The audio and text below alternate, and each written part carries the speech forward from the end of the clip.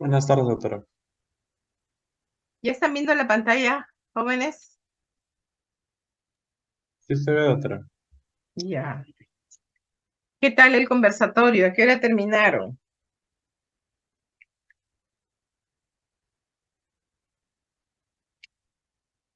¿Hace rato que han terminado el conversatorio? Sí, doctora, hoy hubo dos conversatorios, la C Hipólita y la C 2 de mayo. Ah, ya se juntaron dos. ¿Quién se había atrasado? No, eran dos conversatorios pendientes, doctora. Ah, Ya ya, estaban programados. Sí. ya. ¿Ustedes creen que podamos comenzar o esperamos que ingresen algunos más? ¿Unos 5 minutitos? Sí, doctora, está bien. Ya, perfecto.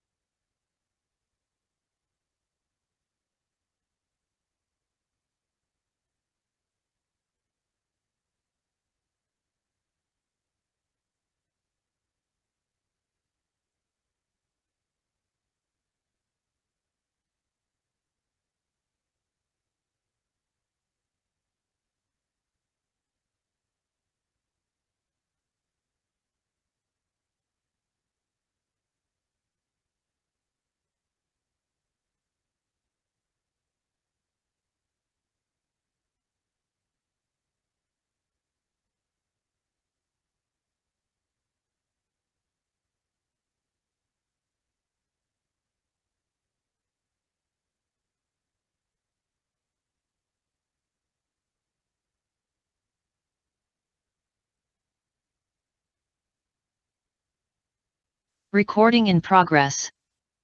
Muy bien, buenas tardes. Vamos a dar inicio y hay un buen número. Y en primer lugar, quiero agradecerles por permitirme hacer la clase hoy día. Ayer, bueno, como ya están por terminar los residentes y yo soy coordinadora de residentes de la sede de justo de Ricardo Palma, entonces no podía pues dejar de asistir a la reunión que habían programado. Muy bien, entonces vamos a tratar de un tema sobre muy de actualidad, ¿no? Incluso ayer se ha celebrado el día de, muchos de ustedes habrán escuchado por las noticias, el día de la no violencia familiar, ¿no? Y dentro de la violencia familiar hay una población muy vulnerable que es la población infantil. Y también, pues, como ustedes saben, el maltrato a otra población vulnerable que es la mujer, ¿no? Entonces vamos a hablar sobre el maltrato infantil, las formas de maltrato, y según la Organización Mundial de la Salud, se define como maltrato a cualquier acción, ¿no?, accidental o intencional en el trato hacia un menor de 18 años por parte de sus padres o cuidadores. Y esto les puede ocasionar daños de diferente índole. Puede ser daño físico o daño psicológico y emocional, que también es muy grave porque no se borran esas huellas del maltrato psicológico, pueden perdurar y mellar la capacidad integral del desarrollo del ser humano, ¿no? Pero también no solamente es cualquier acción que se cometa contra los niños desde recién nacidos hasta la etapa de la adolescencia, sino también la omisión, ¿no? Por ejemplo, el no pasarle la pensión a su hijo, el no reconocer al niño, el no darle el apellido, también es un acto de maltrato infantil, ¿no? Entonces aquí en esta diapositiva vemos imágenes que llaman la atención, ¿no? Por ejemplo, en el extremo superior izquierdo vemos a un niño con evidente agresión física, ¿no?, que es un maltrato frecuente. Y como ustedes pueden observar, las lesiones son típicas, ¿no?, de agresiones. Generalmente es con el puño o con cualquier otro objeto que pueda hacer daño, ¿no? Entonces las lesiones quemóticas de los ojos, la rotura de dientes, la rotura del tabique nasal, las lesiones en el macizo facial suelen ser producidas por maltrato infantil, ¿no? El maltrato psicológico, bueno, desde el ser ignorados, ¿no?, que no les presten atención, el abandono social también es parte del maltrato psicológico, ¿no? El maltrato, el abuso sexual y el exponer a las niñas a la trata de personas, como vemos aquí, ¿no? Entonces, como ustedes ven, estos niños suelen ser muy tristes, deprimirse con facilidad, y luego esa depresión la trasladan a una agresión. Entonces muchos de los adultos o adolescentes delincuentes han sido niños maltratados en la infancia, ¿no? Entonces, si nosotros queremos clasificar maltrato físico, maltrato psicológico, emocional, la negligencia o abandono social, el abuso sexual, la explotación comercial, ¿no? El hecho, por ejemplo, de que muchas madres quieran que sus niñas participen en programas televisivos o en TikToks y las someten a dietas estrictas para que guarden una figura desde pequeñitas, ¿no? También la explotación comercial. Y el síndrome de Munchausen, que es el síndrome por poderes, que lo vamos a ver más a continuación. El maltrato infantil generalmente es producido por una persona que tiene poder sobre el niño, ¿no? Entonces, lamentablemente, muchos de los maltratadores son los propios progenitores. Y ocurre con frecuencia en el hogar, o en la escuela, o también en el entorno comunitario, ¿no? Entonces, en el hogar, los principales maltratadores suelen ser los propios padres, o alguna persona que cohabite con el niño, que puede ser un hermano mayor, un hermanastro, un tío, hermano de alguno de los padres, abuelos, ¿no? Por ejemplo, hay abuelas, abuelos, que pueden seducir a las niñas. En el colegio también hay profesores maltratadores. Y en la comunidad hay niños que también maltratan a sus propios congéneres, ¿no? Por ejemplo, aquellos que sufren bullying por ser un poco gorditos o por tener algún defecto físico, ¿no? Entonces, todos esos son tipos de maltratos. Y como les repito, esto altera el desarrollo biopsicosocial del niño, niña y adolescente, ¿no? Y en realidad es un problema generalizado a nivel internacional. Y las consecuencias de un maltrato físico pues pueden ser inmediatas, incluso llegando a provocar consecuencias invalidantes o producir la muerte. Y a largo plazo, pues las alteraciones psiquiátricas, ¿no? Aquellos pacientes psicópatas o sociópatas también pueden tener historia de haber sido maltratados. Y esto constituye pues un problema tanto para la familia como para la sociedad. Lamentablemente muchos padres creen que tienen todo el derecho, ¿no? Relacionados a su patria potestad, en que pueden ejercer castigos físicos y dolorosos con la idea equivocada de corregir a los niños, ¿no? Entonces pueden agredirlos pues como ustedes ven en esa figura, ¿no? Y el niño trata de defenderse, pero lamentablemente es siempre el agresor tiene mayor fuerza e incluso física que el niño maltratado, ¿no? Y muchos padres creen que el castigo físico es una herramienta útil para disciplinar al niño, para corregirlo, para incentivarlo o motivarlo a que tenga un buen rendimiento escolar, ¿no?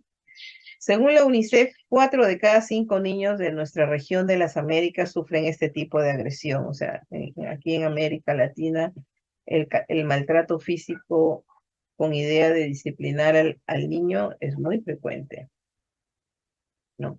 Ahora, desde el punto de vista legal, nosotros tenemos que ver que el niño, ¿no? Tenemos que tener un enfoque de que el niño tiene sus propios derechos, ¿no? Y que afortunadamente hay muchas leyes de protección al menor y que incluso ya desde hará unos 15 años se está enfatizando mucho en que los niños conozcan sus derechos, ¿no?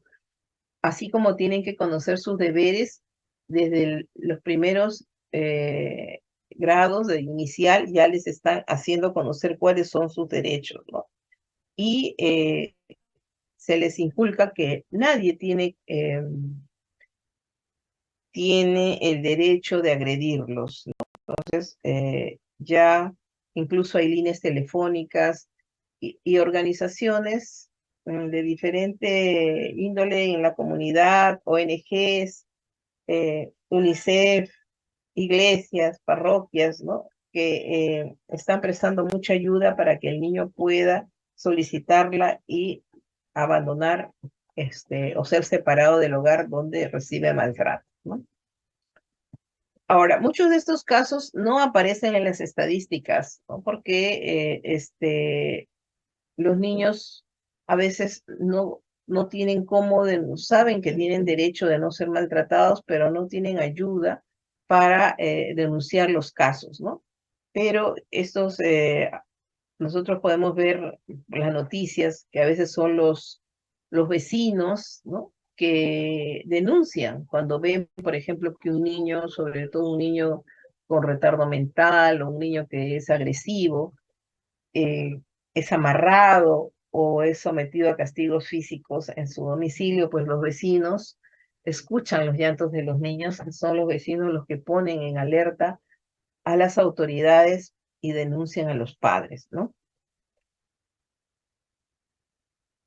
Bueno, en el año 2019, miren, hubo 55.565 casos de violencia reportados en los centros de emergencia mujer. En todos los distritos y en todas las comunidades hay centros de emergencia mujer que funcionan las 24 horas, donde se pueden hacer las denuncias, ¿no? Algunos funcionan dentro de las comisarías y otros son locales municipales o locales que están dentro de la comunidad, ¿no?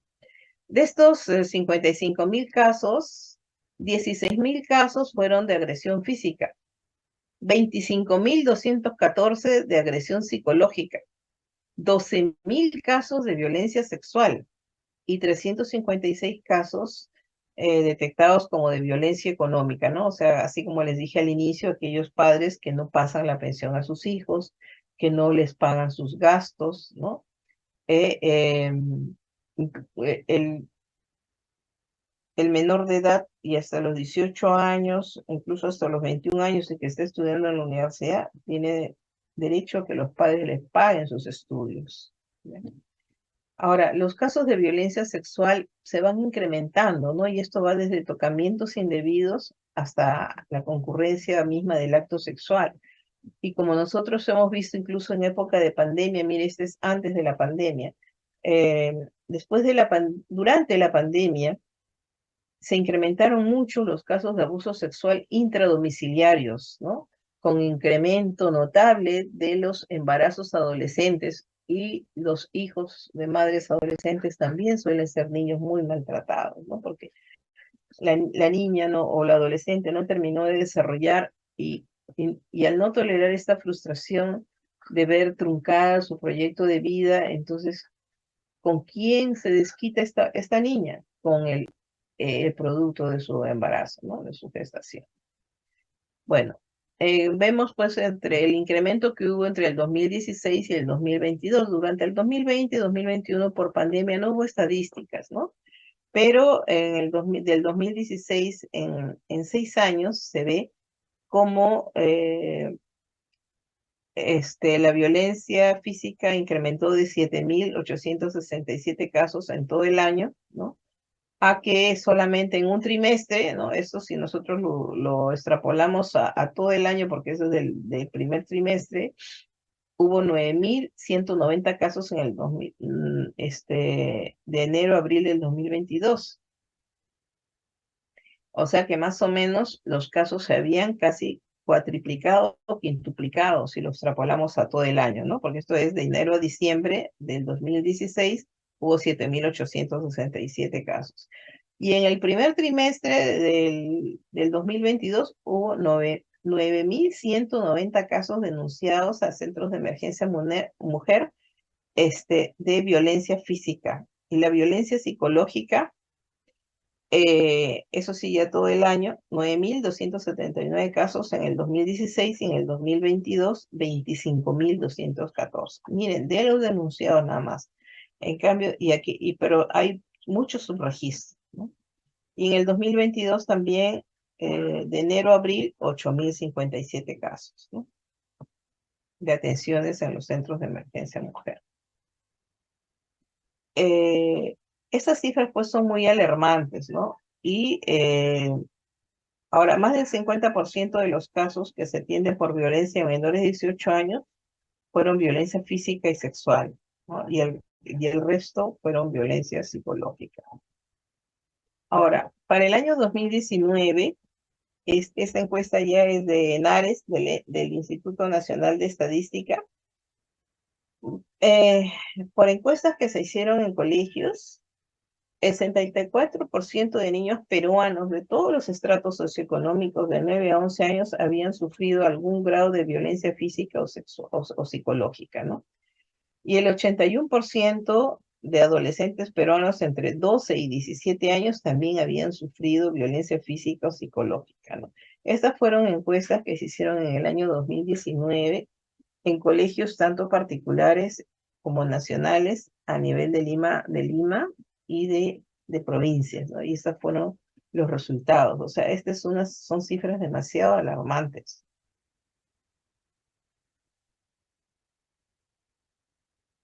Bueno, y para el año 2017, 35% de adolescentes peruanos habían sido víctimas de violencia sexual. Y ahora eso ya hemos visto que para el 2022 eh, más o menos se había incrementado a 50%, ¿no? Esas imágenes no son raras para nosotros, ¿no? Muchas veces las hemos visto en programas de televisión. Por ejemplo, es el caso de un maltrato de un niño puneño de 8 años que fue agredido por su padrastro, por su progenitor, porque lo había hecho renegar, ¿no? Y vemos que ustedes saben que Puno, una ciudad tan fría, el niño pues estaba desnudo en la intemperie y con un látigo su propio progenitor lo estaba agrediendo porque lo había hecho renegar, ¿no? Y vemos pues las lesiones que tiene esta pobre criatura que no debe tener más allá de 10 años, lesiones equimóticas antiguas y lesiones recientes, ¿no? En todo el cuerpo. En Villa María del Triunfo, ¿no? Gracias a una denuncia que hicieron los vecinos, pues rescataron a un niño que había estado atado a un tronco, ¿no? Que este era un niño autista y la madre lo había encadenado. Bueno, después, afortunadamente, algunos niños sí reciben eh, justicia cuando se castiga a las personas que le provocan el maltrato, ¿no? Por ejemplo, en el año 2018, la Fiscalía del Cusco anunció que había pedido prisión preventiva contra un sujeto que era el padrastro de un niño menor de 4 años, ¿no? Y como vemos, este niño tenía fracturas de ambos miembros inferiores. Bueno, el maltrato infantil puede ser intencional o no. O sea, muchas madres, bueno, dentro de los progenitores, la madre es la principal maltratadora, ¿no? Porque generalmente es un círculo vicioso. Las madres son maltratadas por sus parejas, ¿no? Pueden ser los padres biológicos o no del niño, pero dentro del entorno familiar cohabitan a veces con el niño, con el padrastro, ¿no? Y entonces, a veces la madre no se da cuenta y agrede a su hijo, ¿no? Lo agrede tanto física como psicológicamente, porque muchos padres, sobre todo relacionados a una poca preparación educativa, piensan que tienen todos los derechos sobre sus hijos, ¿no? Incluso de agredirlos. Ahora, el maltrato psicológico puede instalarse de manera subrepticia y silenciosa en numerosas familias, ¿no? O sea, por ejemplo, el padre que se acostumbra a criticar, ¿no? Y no llamarlo por su nombre, decirle, y este malcriado, este inútil, este bueno para nada, ¿no? Entonces se acostumbran a maltratar de esa manera. Y estos sujetos, cuando son adultos, han sido maltratados así de niños, eso lo repite, ¿no? En sus descendientes. Y creen, pues, que es una conducta completamente normal, ¿no? Ahora hay factores de riesgo, algunos factores que son inherentes al niño. Los niños que nacen prematuros, como requieren más cuidados que los niños recién nacidos de término, pueden tener ser sujetos de mayor número de maltrato o maltrato de mayor intensidad, perdón, ¿no? Entonces, porque la madre a veces se siente con sentimientos ambivalentes, ¿no? Entonces, como que se siente culpable y responsable de la prematuridad del niño, y el niño pues el niño prematuro necesita que lo lleven a más controles, que lo lleven a sus terapias de rehabilitación y obviamente pues le da más trabajo a los padres, ¿no? Tanto al papá como a la mamá. Entonces, aparentemente ellos muestran mucha disposición, ¿no? Para llevar al niño, pero en el fondo sienten pues que les quita el tiempo de su descanso, de sus actividades, incluso muchos de los padres de los niños prematuros, sobre todo cuando es el primer hijo, se separan, ¿no? Y eso lo vemos nosotros que tenemos bastante población prematura en nuestro hospital. Este, las mismas madres nos van relatando que el papá se fue, ¿no? Porque la mamá se la pasaba todo el tiempo en el hospital, y el papá pues buscó otra pareja y decide formar otra familia, ¿no? Los niños que tienen malformaciones congénitas, igualmente, ¿no? Ahora, los niños depende, pues algunos tienen malformaciones congénitas muy severas, malformaciones anorrectales, malformaciones cardíacas que requieren intervenciones quirúrgicas, que continuamente requieren citas con frecuencia, ¿no? Llevarlos a los establecimientos de salud, también son niños maltratados. Los niños con parálisis cerebral, igual, ¿no? Los niños que tienen enfermedades crónicas, ¿no? Los niños, por ejemplo, con enfermedad renal crónica, con hepatopatías crónicas, con enfermedades neurodegenerativas, ¿no? Este, sufren tanto de maltrato físico como psicológico, ¿no? Los niños con una población muy afectada son los niños que tienen déficit de atención e hiperactividad, ¿no? Esos son maltratados tanto en el ámbito del hogar como en el ámbito del colegio, ¿no? Porque son niños, pues, que son muy impulsivos, hiperactivos, no respetan, no respetan las indicaciones, ¿no? Por su impulsividad, pues quieren siempre estar en primer lugar, empujan y entonces son burlados de sus compañeros. También los hijos adoptados o hijastros, ¿no? Porque los hijos adoptados pueden sufrir otro tipo de maltrato, por ejemplo, la sobreprotección, ¿no? Y bueno, y los hijastros, pues, ¿no? También son un factor de riesgo para recibir maltrato producto de embarazos múltiples, ¿no? Los niños con problemas de aprendizaje o que tienen otras discapacidades psicomotoras. Ahora, los factores extrínsecos al niño, pero sí están relacionados al entorno familiar. Aquellas familias que viven en estrés familiar continuo, ¿no? Por ejemplo, si el papá no trabaja o lo despiden del colegio, lo despiden del trabajo, la mamá de repente consigue un trabajo y tiene que levantarse en la madrugada, dejar las labores domésticas hechas antes de irse a trabajar. Entonces viven todos en un estrés familiar, ¿no?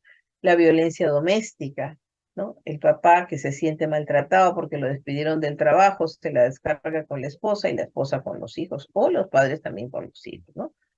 Los padres que han tenido antecedentes de maltrato también es un riesgo alto.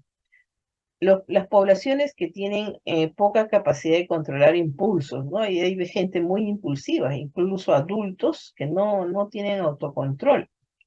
La pobre tolerancia a la frustración. Después, los alcohólicos, los padres alcohólicos, los padres drogadictos, ¿no? El ser padre o madre soltera o padres separados. ¿No? La falta de educación y la pobreza económica. Ahora, también hay factores de protección, donde nosotros vemos niños felices, niños que son bien protegidos y que suelen ser, pues, seres adultos ya bien desarrollados, felices, ¿no? Aquella familia que decidió constituirse en base al amor, ¿no? Parejas que se conocieron el tiempo suficiente, se amaron, se casaron y que luego desarrollan una familia bien constituida con relaciones funcionales armónicas, ¿no? Entonces, papá y mamá, así tengan mucho trabajo, ¿no? Pueden superar el estrés y salen a pasear con sus hijos, ¿no? Los acompañan en su desarrollo escolar, los acompañan en su, ¿no? No los abandonan durante sus estudios universitarios. Estos son factores de protección, ¿no? Aquellos embarazos deseados, cuando los niños pueden desarrollar vínculos muy sólidos, ¿no? Con un familiar adulto. A veces los padres trabajan, pero si estos niños desarrollan vínculos muy sólidos con los adultos que tienen a su cargo, ¿no? Por ejemplo, yo me acuerdo que yo vivía en Chaclacayo, lejos acá, mi papá y mi mamá trabajaban en Lima, mi papá médico, mi mamá asistente social, pero tuvimos la suerte de tener una abuela, mi abuela materna, era una persona muy de los cinco.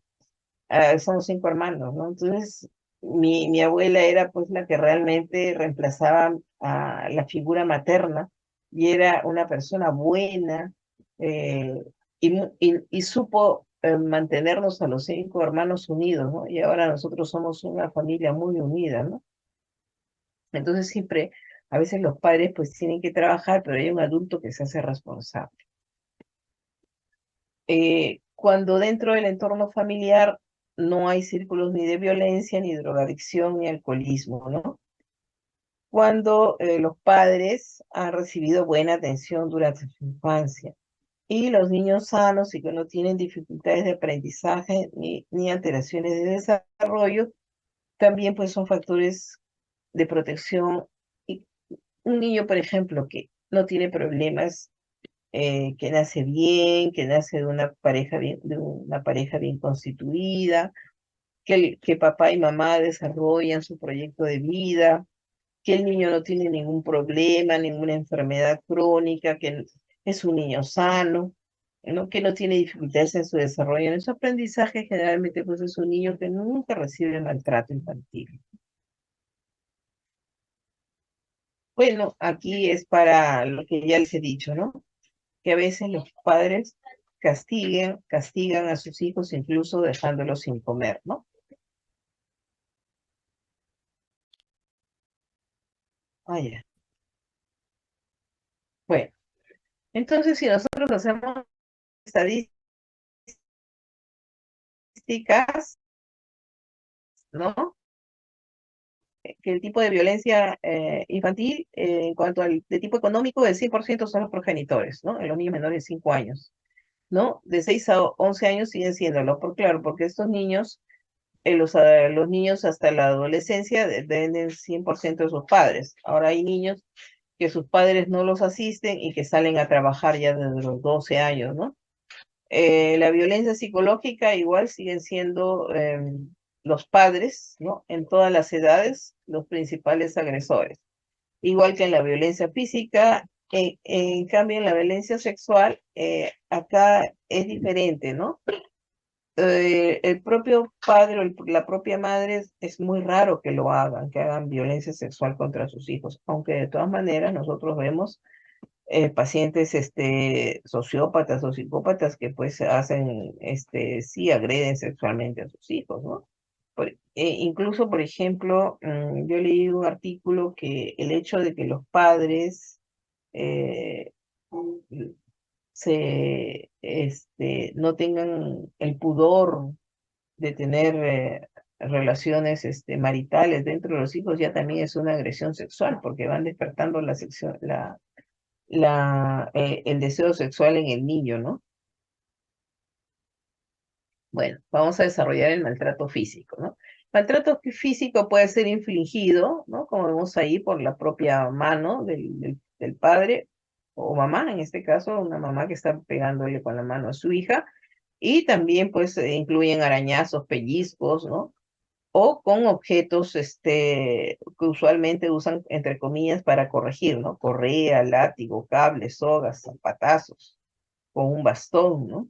Yo he visto abuelitos que quieren pegarle a sus hijos, a sus nietos con el bastón, ¿no?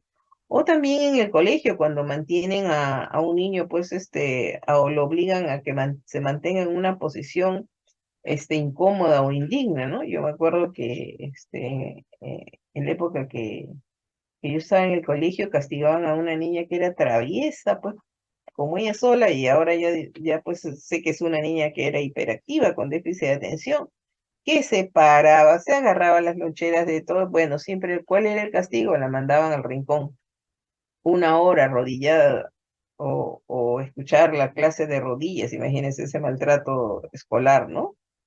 Obligaban a una niña a tenerse de rodillas para que obedezca o para que haga las tareas. Otros jalones de oreja, jalones de cabello, ¿no? Empujadas, puntapiés, o empujarlos al suelo, ¿no? Ahora, estas lesiones casi siempre son típicas, ¿ya? Cuando llegan, nosotros tenemos que sospechar cuando llegan los niños a sala de urgencias o emergencias o a cualquier establecimiento de salud, este, con historias inverosímiles, ¿no? Por ejemplo, el niño que dicen que se cayó de la escalera, que se rodó la escalera, y bueno, pues las lesiones no son típicas, ¿no? Cuando uno se cae de la escalera, generalmente no se cae de cara, ¿no? Entonces, por ejemplo, este niño, ¿no? Tiene lesiones quemóticas, también les expliqué, ¿no? Ya sabemos, pues, producto de objetos o de puñetes o de empujones, esas cosas no se explican como que se cayeron del andador o que se cayeron o se rodaron la escalera, ¿no? Por ejemplo, los ojos con equimosis, ¿no? Las fracturas óseas inexplicables o inusuales, ¿no? Las marcas de contusiones o hematomas, ¿no? Que donde dejan huellas las manos, los dedos, objetos como los látigos, ¿no? Por ejemplo, este paciente que tiene, pues, huellas de latigazos, ¿no? Ahora, esas son típicas, pues, lesiones de agresiones, de maltrato, ¿no? Ya nosotros, ustedes también van a conocer, ¿no? Esto es, poco probable que el niño se golpee. A veces dicen, no, se estaba corriendo y se golpeó contra la silla, ¿no? Esto no produce una caída en el piso accidental o no produce el golpe con una silla, ¿no? Entonces, a veces, eh, producto de las sacudidas, a veces el niño desarrolla cuadro de hipertensión endocraniana, ¿no? Entonces pueden tener fontanelas prominentes, las suturas separadas. También podemos encontrar huellas de quemaduras de cigarrillos, ¿no? En las manos, en los brazos o en las nalgas del niño. Antes, cuando yo hacía mi residentada en el hospital del niño, aquellos niños que sufrían de enuresis o de encopresis, ¿no? Tenían los padres, sobre todo procedentes bueno, de nivel educativo muy bajo, que llegaban los niños que los habían sentado en ladrillo caliente o que le habían puesto un paño caliente, que lo habían calentado con la plancha sobre sus glúteos para que no dejen puedan lograr controlar sus esfínteres anales, o sea, para que no tengan encopresis, ¿no? También se puede encontrar marcas de estrangulación con la mano alrededor del cuello. Después, aquí tenemos, por ejemplo, ¿no? Que de repente una niña que sufre de anorexia y le quieren quemar la boca con una cuchara caliente que le están calentando con una vela. O marcas de mordeduras humanas, ¿no? O que el niño llegue a emergencia con una pérdida inexplicable del conocimiento. O que tengan marcas, pues, de cadenas sobre las rodillas o los ¿no? Bueno, hay fracturas que son de alta especificidad de maltrato, ¿no? Que son las fracturas que se denominan como en asa de balde, que son las fracturas de las metáfisis, ¿no? Fracturas de las esquinas, ¿no? Como se ven acá en asa de balde, ¿no? Acá. También las fracturas de los arcos costales, o fracturas de la escápula, fracturas de las apófisis espinosas y las fracturas externales, ¿no? Eso que le han tirado un puñete o que han estrellado al niño o que le han tirado una silla, ¿no? Fracturas oblicuas, ¿no? Oblicuas en la diáfisis proximal y fracturas lo que hemos visto, ¿no? En asa de balde, ¿no? En la metáfisis distal del mismo hueso. Por ejemplo, este niño tiene doble fractura.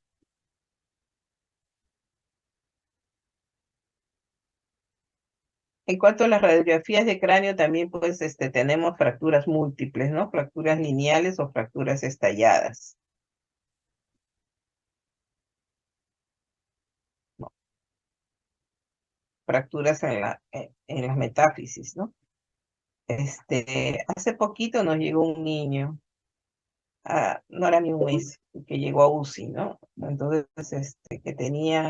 el niño llegó inconsciente, bueno, no, la mamá no decía que lo había encontrado así, pero ese niño pues era producto del niño, de un síndrome de niño sacudido, pero ese niño también era así como más o menos de un año o 2 meses, y había sido maltratado desde chiquito, pues porque tenía fracturas múltiples, ¿no?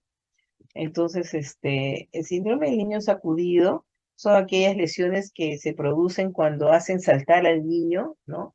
Lo levantan de los brazos y lo suben y lo bajan, ¿no? Entonces esto produce síndrome de aceleración y desaceleración, ¿no?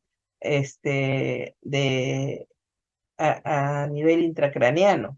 Entonces se puede manifestar por presencia de hemorragias retinianas, hemorragias subaracnoideas o subdurales, ¿no? No se ve traumatismos externos, ¿no?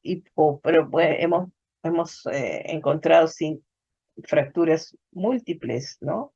De la escápula, de los húmeros. Y me acuerdo que ese niño era hijo de una pareja de policías, venía de Huánuco. Y bueno, pues hasta ahora ha sido hospitalizado con mucha secuela neurológica, porque ese síndrome del niño sacudido produce un edema cerebral y desgarros, ¿no? Entonces, la mayoría muere, pero ese niño ha sobrevivido y bueno, papá y mamá están presos. Bueno, entonces, ¿cuál es el mecanismo, no? Entonces se trata de que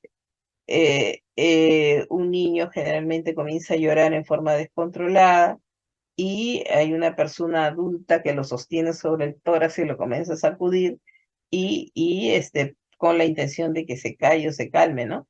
Hace poco también vi una película este, sobre un niño que era hijo de una pareja de médicos que habían contratado una niñera inglesa, ¿no? Una niñera de 19 años que había recibido instrucciones y que eh, papá y mamá eran prácticamente catalogados de irresponsables porque se habían dedicado a trabajar y habían dejado a su niño en manos de una niñera en Estados Unidos, papá y mamá médicos, ¿no? Y habían llamado a la mamá porque el niño no se despertaba. Entonces, bueno, lo llevan a emergencia y se dan cuenta pues que es un síndrome de niño sacudido y que la niñera era la que lo había sacudido. Entonces, lo que se produce, como les repito, es un mecanismo de aceleración y desaceleración del cráneo y se lesionan las venas pontinas, ¿no? Entonces ahí se desarrolla gran edema cerebral. Bueno, en cuanto al maltrato psicológico, entonces, ¿no? Los padres, ya como les digo, tratan sobre todo cuando los niños no se desarrollan como quisieran los padres, ¿no? Que no cumplen sus expectativas. Entonces lo catalogan de tontos, inútiles. Entonces, por ejemplo, el niño en vez de alegrarse de que ya viene su papá, dice que miedo y viene mi papá, ¿no? Porque los padres pues pueden desarrollar hostigamiento verbal en forma crónica, ¿no? Siempre se van a dirigir a sus hijos pequeños o adolescentes.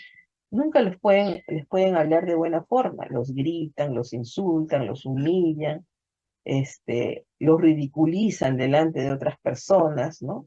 Y obviamente son muy indiferentes, ¿no? No les dan el afecto que requiere un niño, nunca les dan un abrazo.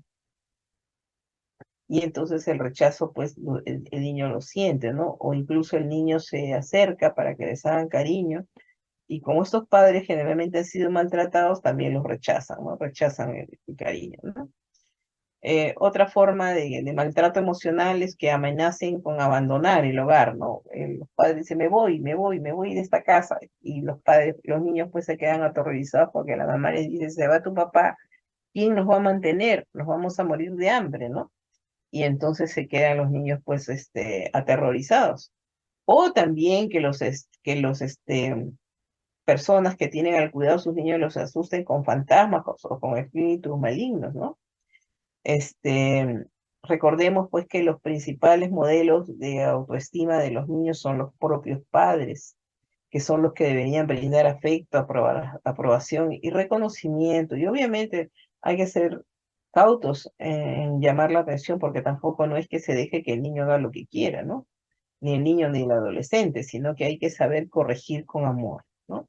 Y de esa manera se le va a dar estabilidad emocional, se fortalece la personalidad del niño y del adolescente, ¿no? La indiferencia y el abandono social, pues son unos tipos de maltrato, ¿no? Y esos niños, pues, se les ve siempre tristes, ¿no? Ah, ahora, incluso los que han ido a hacer votar con nosotros, ven cuántos niños se hospitalizan por depresión, ¿no? Y tienen que tomar antidepresivos. Cuando yo hacía mi residentado, no veía eso, ¿no? Pero ahora la depresión infantil es muy frecuente. Los intentos de suicidio en niños y todo relacionado al maltrato psicológico que sufren dentro del hogar, ¿no?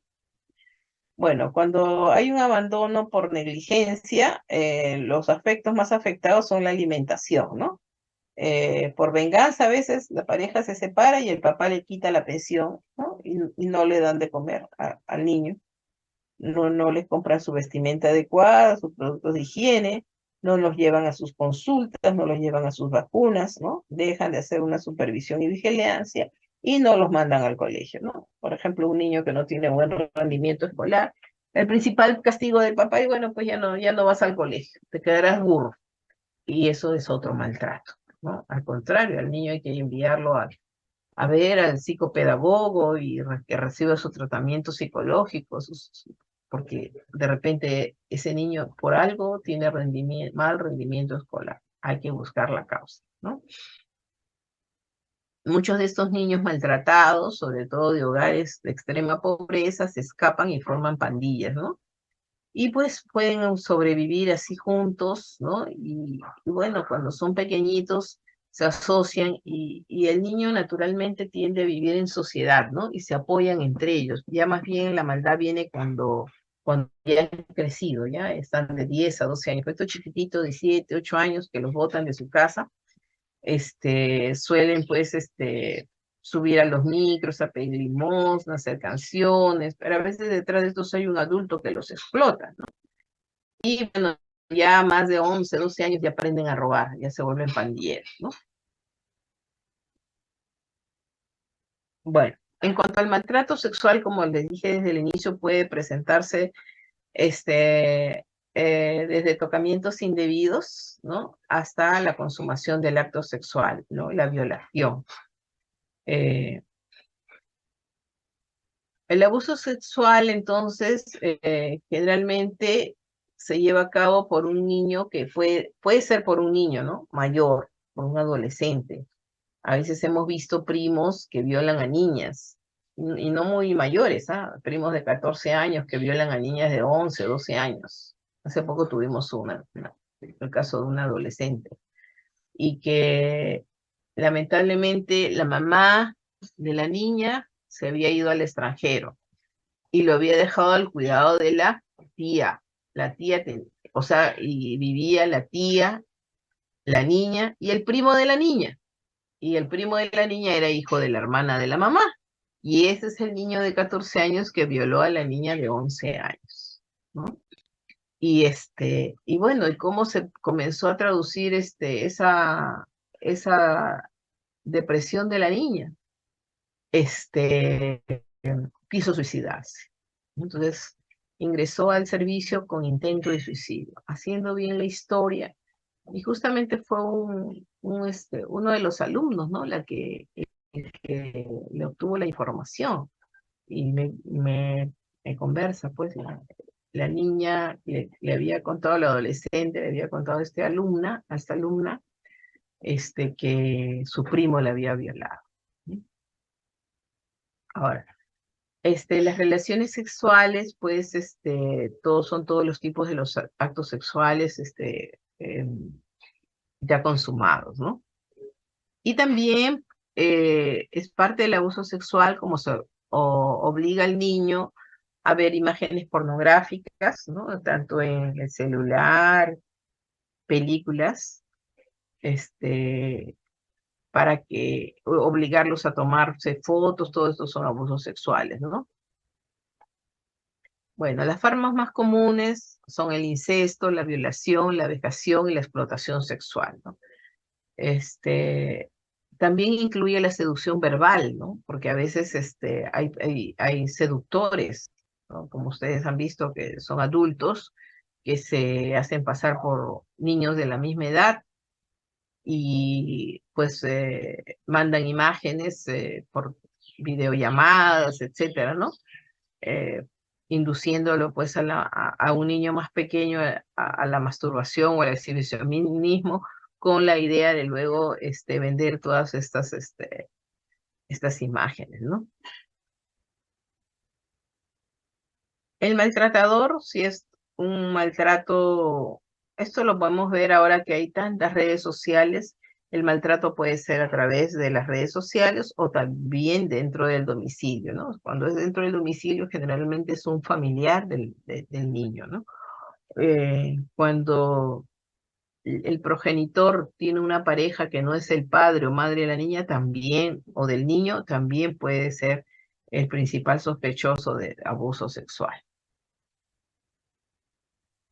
Y esto, pues, ¿no? De prostituir a las niñas, ¿no? Las tratas de personas también son este, muy frecuentes, sobre todo en la selva, ¿no? Que prostituyen a las niñas y las llevan, pues, a las zonas mineras, etcétera, ¿no?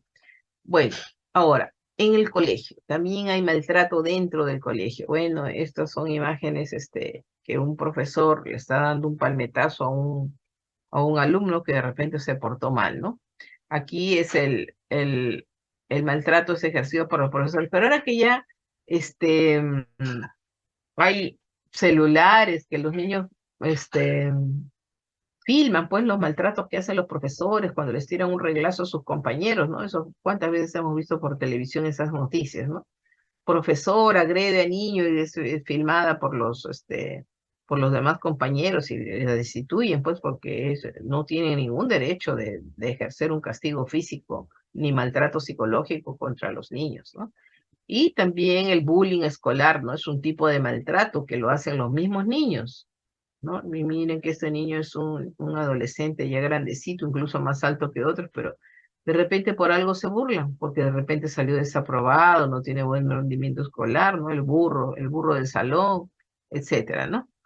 Bueno, el síndrome de Munchausen por poderes, ¿no? Esto generalmente es una enfermedad, consiste en inventar una enfermedad o producirla por la administración de sustancias o medicamentos no prescritos, ¿no? Generalmente el síndrome de Munchausen por poderes lo ejercen las madres, ¿ya? Y generalmente se trata de un niño en edad lactante o preescolar, ¿no? En la edad promedio de 3 años. Los síntomas y signos solamente aparecen en presencia de la madre, ¿no? Por ejemplo, nosotros teníamos una niña que detectamos que era un síndrome de poder, de Munchausen por poderes, que la mamá siempre decía que la llevaba pues, porque tenía fiebre, ¿no? Y obligaba a la niña, la hospitalizaba pues continuamente por fiebre prolongada. Y nunca se le encontraba nada, nada alterado, hasta que por fin una enfermera muy acuciosa, porque ella, la mamá, no quería, decía que para evitar contagios, que la enfermera le tome la temperatura. En ese tiempo teníamos termómetros no digitales, sino los termómetros de mercurio. ¿Y qué hacía la mamá? La mamá calentaba y calentaba, ¿no? Calentaba con agua tibia una gasa y envolvía el termómetro, ¿no? Hasta que subía a 39 y se lo colocaba a la niña. Entonces la enfermera le decía, mire señora, discúlpeme, pero yo no puedo, su termómetro debe estar malogrado, porque yo le tomo la temperatura y su niña no está caliente. Cuando un niño está con fiebre, le decía la enfermera, cuando el niño está con fiebre se pone rubicundo, suda, ¿no? Y se siente mal, su niña está tranquila, solamente que usted le ha puesto el termómetro, yo le acabo de poner, tiene 36,5, usted le ha puesto y dice que tiene 39, no puede ser, señora. Entonces, y si no, deme su termómetro, que yo se lo voy a colocar, ¿no? Y entonces la enfermera se dio cuenta, pues, ¿no? Que la mamá esperaba que la enfermera pase toda su ronda. En ese tiempo había una enfermera que tomaba, pues, con los termómetros de mercurio, le ponía a cada uno y lo que hacía la mamá era el termómetro que le ponía la enfermera, lo sacaba y ella ponía el termómetro calentado, ¿no? Y nunca le encontrábamos nada a la niña. ¿Y cuál era la intención de esta mamá? Que cuando la niña se hospitalizaba, el papá venía, ¿no? Le engañaba al papá que la niña estaba con 39, que tenía que venir, que estaba muy grave, que e incluso le pedía dinero porque le decía que no, que le tenían que hacer exámenes que no se hacían en el hospital. Y cosas así, pues, ¿no? Era la manera de la mamá, que, digamos, el método que tenía la mamá, la argucia, para tratar de que el papá de la niña, pues, se acerque, ¿no? A visitarlos. Em, pero muchas veces este síndrome puede llevar a una mortalidad hasta del 10 al 20%, ¿no? Porque este, vean esta mamá, ¿no? Muy parecida al caso que yo les cuento, ¿no? La mamá está con el termómetro y junto con el celular, seguro que exigiéndole al papá que vaya, ¿no? Entonces, la niña pues se la pasaba hospitalizándose porque la mamá decía, aseguraba que la niña tenía fiebre prolongada y que de algo, discutía con todos los médicos, que qué exámenes más le iban a pedir, pobre niña, pues tenía que sacarle bastantes pruebas, ¿no? Porque nosotros nunca le encontrábamos nada al examen físico, entonces era una fiebre, aparentemente una fiebre sin foco, y se pensaba en hacerle los exámenes, pensaba de repente va a debutar una neoplasia, y se le hacía tomografías, buscando pues enfermedades ocultas, ¿no? Resulta que era que la mamá le ponía el termómetro caliente, ¿no? Bueno. Entonces, ¿cómo hacemos el diagnóstico, no? Lesiones características que se presenten en piel y mucosas. Ya hemos visto las lesiones, ¿no? El niño generalmente se presenta con falta de cuidado, falta de higiene, puede tener retraso pondoestatural o tener estados carenciales, puede tener déficit motor, trastornos de comportamiento. Por ejemplo, a veces llegan niños pues que tiene abandono social dentro del hogar, ¿no? Y no lo estimulan, e incluso pueden ser, presentan retardo del desarrollo socioemocional también, ¿no? Este, o también cuando hacen el síndrome de Munchausen por poderes, pues son niños que visitan un montón de hospitales, ¿no? Eh, Siempre hay cuando hay sospecha de maltrato infantil, no podemos dejar que el niño se vaya sin un seguimiento adecuado, ¿no? El enfoque, vamos a ver más adelante, es multidisciplinario y tenemos que tratar de detectar si hay factores de riesgo, ¿no? Bueno, entonces, ¿qué consecuencias puede dar? Pues, ¿no? Ya hemos revisado que además de las secuelas físicas que desencadenan la agresión física, psicológica o sexual, pues estos seres humanos pierden la confianza, que los padres son los que primeritos que tienen que lograr que el hogar les dé confianza, ¿no?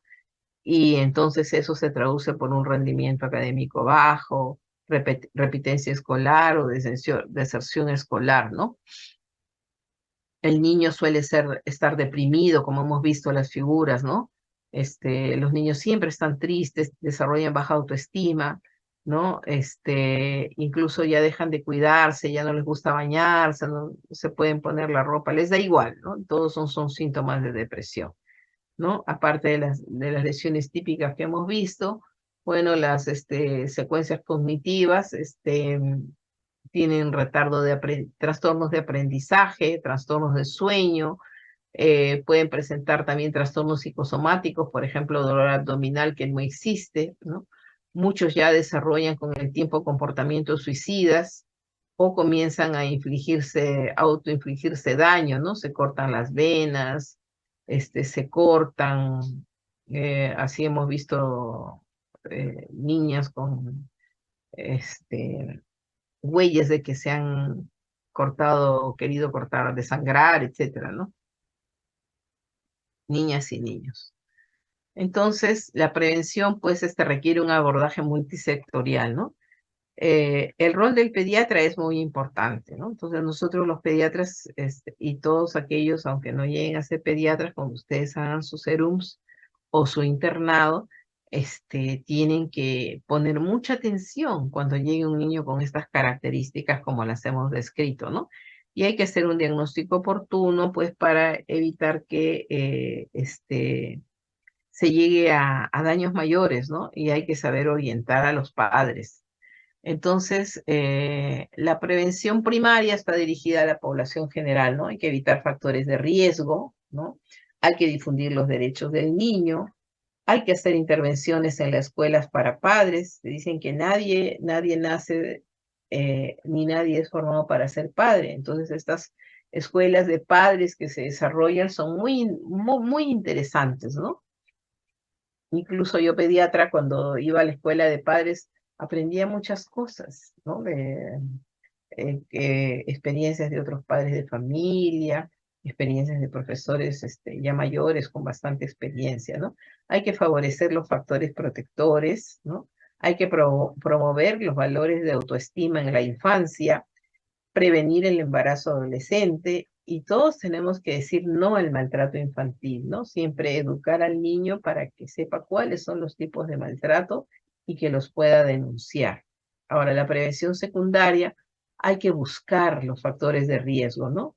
Tenemos cada vez que vaya el niño a la consulta, tenemos que ver cuál es la conducta del padre o de la madre con ese niño, ¿no? Entonces tenemos que evaluar el grado de afectividad que demuestran los padres hacia los hijos, ¿no? Porque muchas veces yo cuando hacía consultorio en el hospital, veía pues que las mamás les pellizcaban, querían que se sienten y le daban unos pellizcones, o le jalaban el cabello, ¿no? O le decían, quédate quieto. Y bueno, el niño generalmente pues no es quieto, ¿no? No se sienta como un adulto en la consulta. Son pocos los niños disciplinados que obedecen órdenes, ¿no? Y que saben componer el niño, pero a los 5 o 7 minutos ya se aburrió mientras hace la mamá, da los datos, el niño se va, se podía jalar el estetoscopio, ¿no? Que es lo que hacen los niños, o van y prenden las lámparas, pero bueno, hay formas de tratarlos, ¿no? Por ejemplo, yo le decía, niño, quédate tranquilo, no me malogres la lámpara, no me malogres la linterna. Pero los padres, quédate quieto, les daban pellizcones y todo, entonces eso, uno no puede permitir ese tipo de maltratos, ¿no? Entonces, hay que saber orientar a los padres que sí tienen que tener autoridad, pero hay que saber combinar la autoridad con el afecto, ¿no? Y obviamente, pues muchas veces hay que mandar al padre a psicología, al niño y al padre para que los oriente la psicóloga, ¿no? Cómo pueden desarrollar, que haya una buena armonía, ¿no? Y la prevención terciaria, pues cuando ya hemos detectado un niño maltratado, ya es una intervención multidisciplinaria, ¿no? Ah, en cuanto al equipo médico, interviene pues el pediatra, que es el diagnóstico, el psiquiatra, muchas veces estos niños requieren medicación antidepresiva o antipsicótica, y el médico legista, que va a detectar los daños que ha sufrido el niño, tanto a nivel físico, psicológico, o si sufre agresión agresión sexual. En cuanto a la rehabilitación, debe ser rehabilitado la víctima y también el maltratador, ¿no? Porque el maltratador generalmente es una persona que no es normal, pues sufre. Muchas veces son personas que tienen bastante sufrimiento, ¿no? Y participan pues los educadores, los psicólogos, los terapeutas, la policía, que es donde tenemos que hacer las primeras denuncias, los trabajadores sociales y los jueces de menores, que a veces pues ya le tienen que quitar la patria potestad cuando en el hogar no se le puede asegurar que el niño deje de ser maltratado, ¿no? El 25 de abril es el Día Internacional de la Lucha contra el Maltrato Infantil, ¿no? Entonces todos tenemos que colaborar. Hay leyes, ¿no? Pero a veces no se cumplen, pues, ¿no? Ven la cara de este niño, ¿no? Deprimido, completamente triste, con huellas de haber sido maltratado, ¿no? Con cicatrices. Entonces dice un stop al maltrato infantil. Las leyes de protección al menor datan desde mucho tiempo atrás, ¿no? Desde el siglo XVIII en Europa comenzaron ya a pensar en las leyes de protección al menor. Aquí en el siglo XX, ¿no? Ya se hizo en la ONU, ¿no? En 1959 se consideró que el maltrato infantil era un delito y era un problema que ocasionaba profundas repercusiones psicológicas, sociales, éticas, legales y médicas. Miren, o sea, siglo XX, ¿no? 8 países de América Latina y el Caribe ya cuentan con leyes específicas, incluyéndonos nosotros, pero igual, pues, por más que hayan leyes, lamentablemente no se difunden y muchos padres siguen ignorando esa ley de la protección del menor, ¿no? La ley del niño, niña y adolescente está consignada en la ley 26260, que es la ley de protección frente a la violencia familiar. Ayer ha sido el día de la no violencia familiar. Y la ley 30403 prohíbe el uso de castigo físico y humillante contra niños, niñas y adolescentes, ¿no? Y es conocida como la ley del maltrato infantil. Pero todavía no está aprobado el reglamento. ¿Cuántas veces se han hecho desde 2019 que reúnen a los escolares, a los delegados escolares, pero todavía no está promulgado esa ley? El reglamento, perdón, la ley está promulgada, pero falta el reglamento. ¿Ya? Pero sí tenemos que saber que eso está prohibido y que el maltratador tiene sujeto incluso pena de cárcel, ¿no? Este, y con esta ley pues se busca prevenir que se continúe con prácticas equivocadas, ¿no?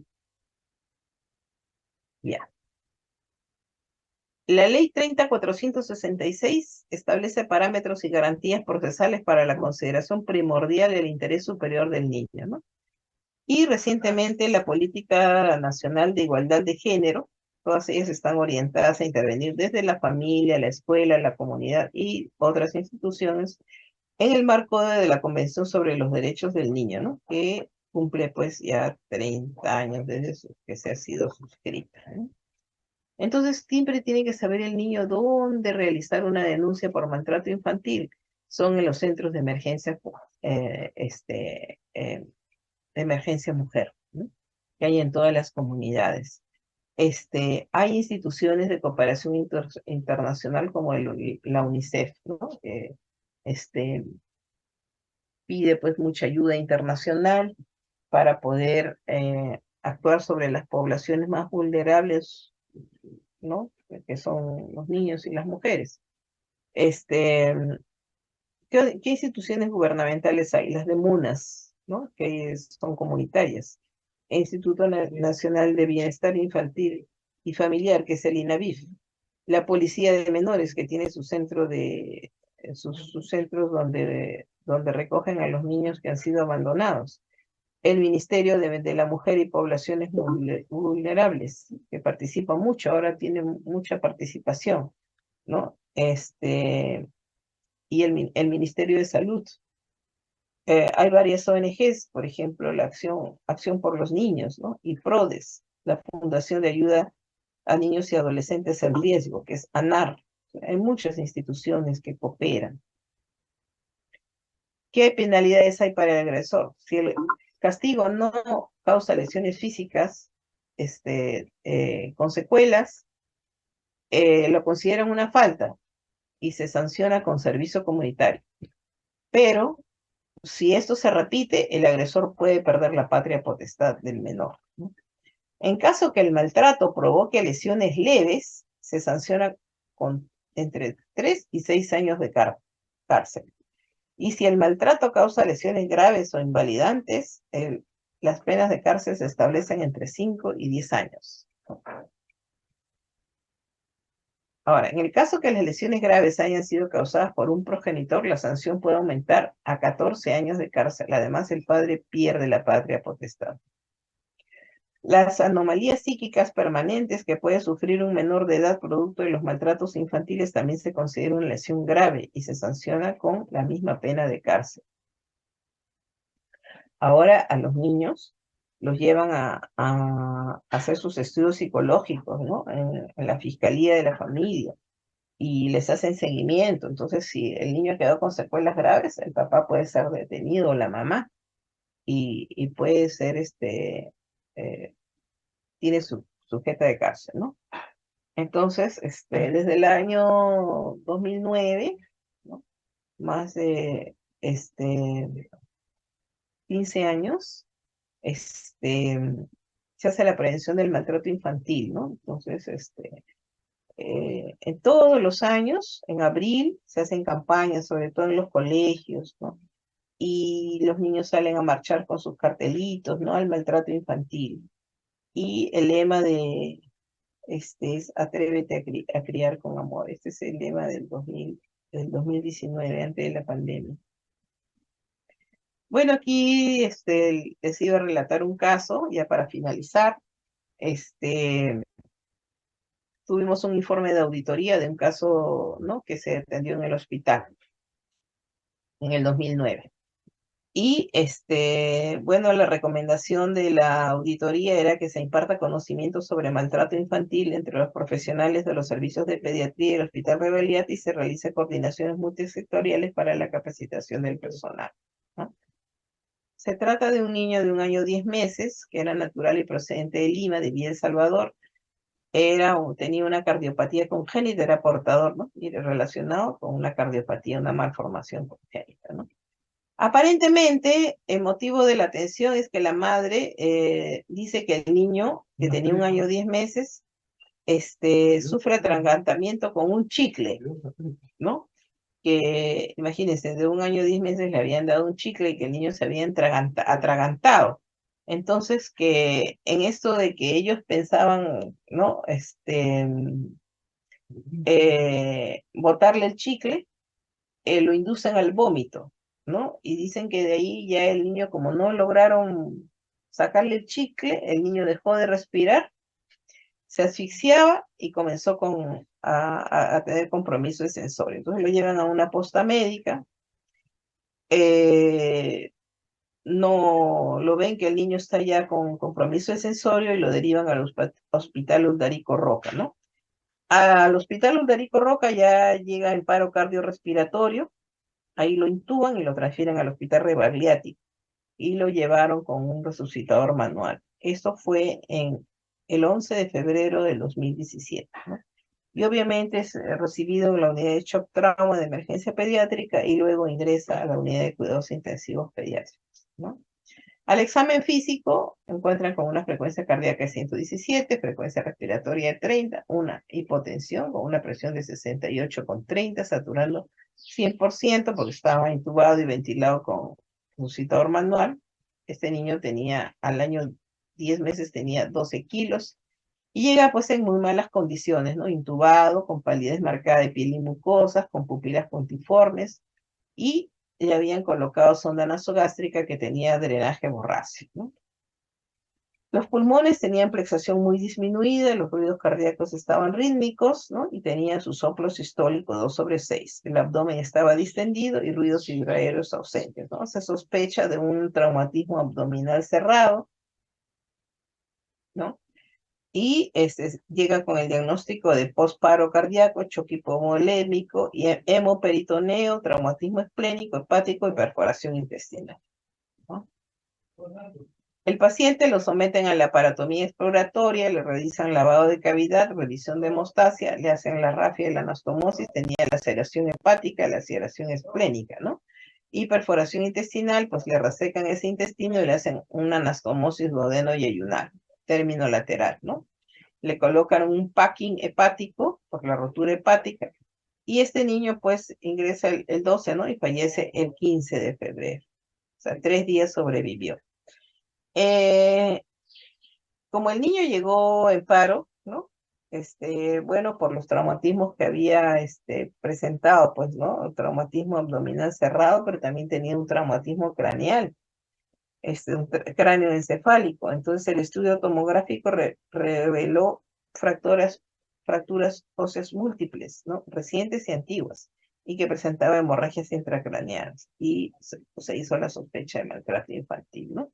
Tenía fractura de clavícula, fractura de húmero, fractura de diáfisis de fémur, tenía fractura, diástasis de suturas, ¿no? Y tenía fracturas lineales del cráneo, ¿no? Tenía hemorragias intracraneanas, ¿no? Hematoma subdural. Bueno, ese niño falleció en 3 días, ¿no? Entonces, fue un caso pues muy, muy triste, entonces nos pidieron que el departamento de pediatría haga la difusión porque ¿qué pasaba antes de eso? Eso ha sido en el 2017, ¿no? Muchos pediatras creen que no es su responsabilidad, creen que es responsabilidad del asistente social. O sea, a veces no se sabe cómo es el trámite, ¿no? Incluso este paciente que yo hago a UCI, el jefe de UCI me llama a mí y me dice, doctora, ¿cómo tengo que hacer? Entonces le digo, tenemos que hacer la denuncia policial, ¿y quién la hace? Y le digo, tiene que hacerle la oficina de asuntos jurídicos. Vamos, le acompaño yo al jefe de servicio de cuidados intensivos y me recibe pues una de las abogadas de la oficina de asuntos jurídicos que acababa de ser contratada, ¿no? Pero ella no conocía cuál era el tema. Ahí hay siempre una abogada que ve los problemas de los niños. Entonces me dice, bueno, hay que hacer la denuncia, pero no estaba muy al tanto la abogada, ¿no? Entonces, me comuniqué con el jefe de asuntos jurídicos y yo le dije, tienen ustedes que hacer la denuncia policial, tiene el policía que venir a hacer la constatación de estas lesiones de maltrato, tiene que informar a la Fiscalía de la Familia, el Ministerio de la Mujer y Poblaciones Vulnerables. Y así es como se procede, ¿no? Pero hay mucho desconocimiento de cuáles son los trámites. Y muchos pediatras prefieren no involucrarse, ¿no? Porque de repente los pueden llamar, sobre todo en el caso de estos niños que fallecen, ¿no? Los llaman a declarar, pero van como testigos nada más de los hechos, ¿no? En ese caso, que ese niño que falleció, nosotros seguimos el caso, ¿no? Ambos padres, eran como de 22 y 23 años, terminaron en la cárcel. Era que el papá decía que se trataba de que el papá dudaba de la paternidad, de que él era el padre, ¿no? Entonces, el niño iba subiendo la escalera, lo empujó, ¿no? Y luego que el niño, en realidad lo quería matar, porque la mamá decía que el papá desconfiaba que él era el padre biológico del niño, ¿no? Entonces, cuando el niño se rodó las escaleras porque él lo empujó, ahí lo agarró a puntapiés, por eso es que tenía laceración hepática, laceración esplénica, perforación intestinal, y pues y toda, pero no era la primera vez que lo habían maltratado, ¿no? Bueno. Estas son, digamos, imágenes del Ministerio de la Mujer y de las Poblaciones Vulnerables, ¿no? Que cada 25 de abril hace sus campañas, ¿no? Dice que la correa, la mano y la regla sirven para... ¿La correa para qué? Para ajustar la ropa, ¿no? Es para pegar, ¿no? Las manos para qué sirve? Para dar caricias. Y la regla para qué sirve? Para hacer las tareas, ¿no? Entonces, sin pegar ni humillar, es hora de cambiar. Y todos tenemos que estar unidos contra el maltrato infantil. Bueno, quiero agradecerles por su atención y no sé si alguien quiere hacerme alguna pregunta.